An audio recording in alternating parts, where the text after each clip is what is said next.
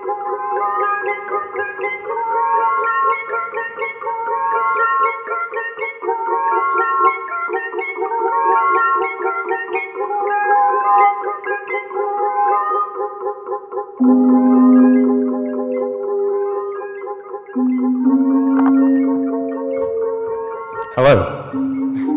Good morning, buenos dias. I'm Tristan. I'm from the University of St. Andrews, and I study species differences in dolphin whistles, which is what you're hearing. This is entirely made of dolphin whistles, and it's a side hobby of mine I call whale a cappella.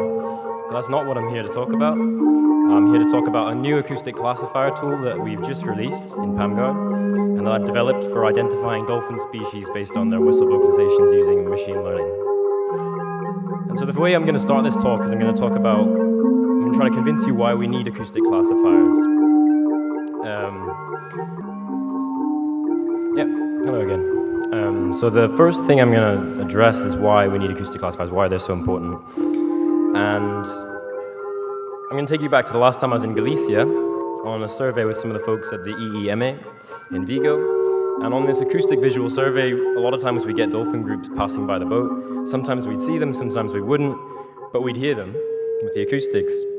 And we'd be able to detect them reliably, but not identify species. And this is a big step for monitoring and why we need acoustic classifiers. And this is reflected in different parts of the world. So this is why we've developed a classifier for the UK. And so now I'm going to show you how this classifier works using machine learning. And I've been lucky enough to start my work with a large data set of whistle vocalizations that have visually validated sightings to go with them.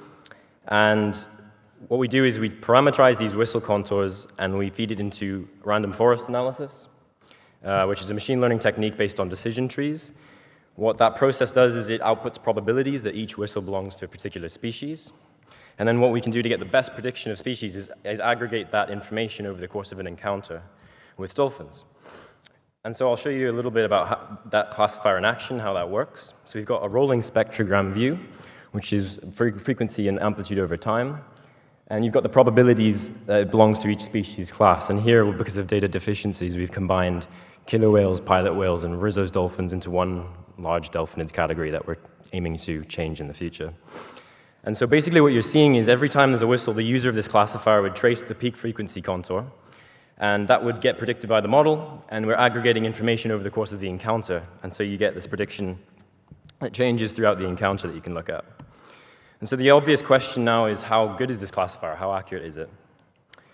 And with these 5 species classes, we could expect a model with no knowledge at all to predict 20% right just from random chance. We can compare that baseline to the results that we have so far, which is 60% accurate with a standard deviation of 8%. And this standard deviation comes from the fact that we've tested it over lots of different combinations of training and testing data. And this is a great result right away because it's 40% higher than random chance, which is evidence for species information in these whistles, which is really cool. So what we can do from there is we can look at the full confusion matrix of misclassification between species, and this is where it really starts to get interesting. We can look at questions about why 32% of common dolphin whistles get confused as white-beaked dolphin whistles, and lots of other things that come from this. And so the only thing I'm just going to leave you with from there is the last question is, can you use this classifier? And as of a few days ago, yes, you can. It's in PAMGuard software now.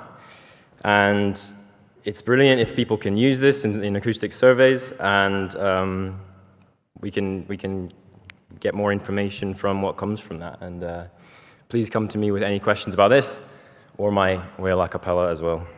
Thank you very much.